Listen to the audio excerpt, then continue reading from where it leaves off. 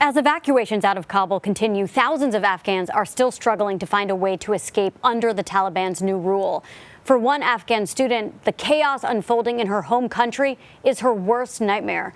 Nazreen Nawa made it out just days before the Taliban took control of Kabul, but her family didn't get the same opportunity.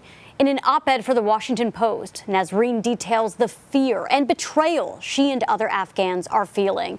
Nazreen joins me now. She's a Fulbright scholar at the University of Nebraska-Lincoln and a former BBC journalist.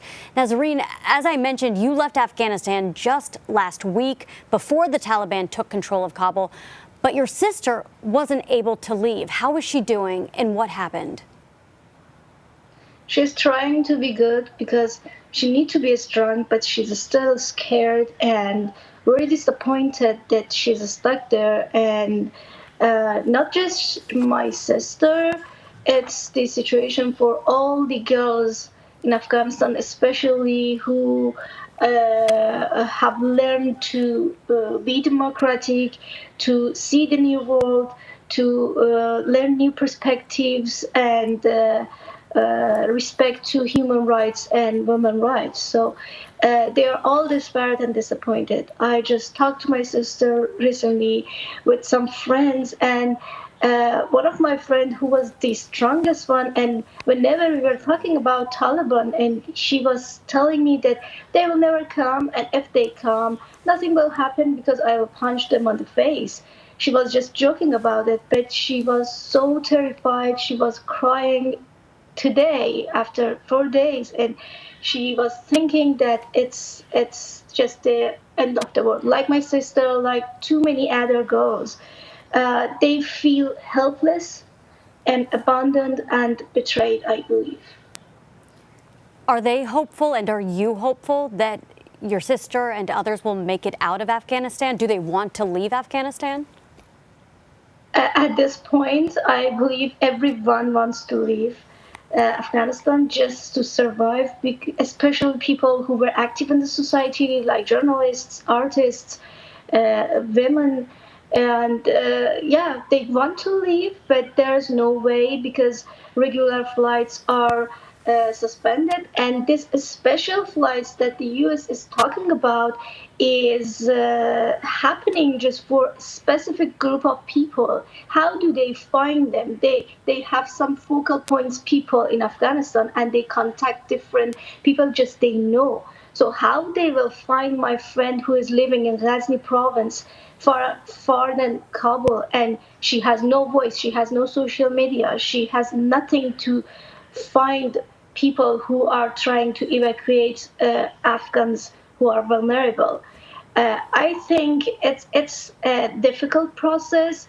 We really appreciate it. At least some people will be saved, but what about others who deserve to get out of that place right now, and they cannot adjust with Taliban regime? They are terrified, but they have no way. So about my sister or my friends, we are constantly talking, and they think that there is no way to get out of the country right now, at least. And if Taliban starts preventing people from running away the country, even if the flights resume, it's another concern that may happen. And I can hear your frustration over the unfairness about regular flights for the Afghan public being canceled at Kabul's airport because U.S. staff are being prioritized. Amid all of the chaos that we see unfolding, how does this make you feel? It feels so bad. Even now, foreigners are safer than Afghans in Afghanistan because of the deal the United States had with Taliban. But there was not any deal done for Afghans, and they just entered. So your journalists were there and prepared a good package, a report, but not everyone else can do it right now in Afghanistan.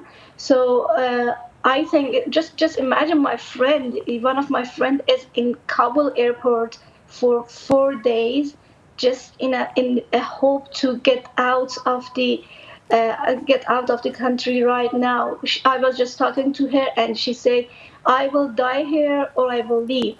I will not go back to home because I don't feel safe. Stucking in an airport for 4 days, hearing firing, see dead people, and be in the fear that you will be killed or injured is not easy.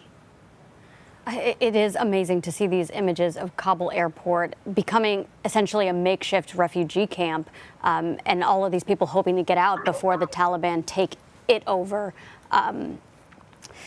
My last question for you is, what is your hope for the future of Afghanistan? Do you hope to one day return? I really hope to return. I really hope to see my country again in peace, with a democratic system who cares for women, who respect human rights and implement justice. But it's just a very dark image in front of me, a very dark prospect that when I think about my country right now. When I was coming, I was feeling that because we were in war, but at least we had a democratic system, we had a government that had some rules and law to protect women, to protect people. But now it seems impossible, and I just wish that there won't be any big war. As you see, people are protesting.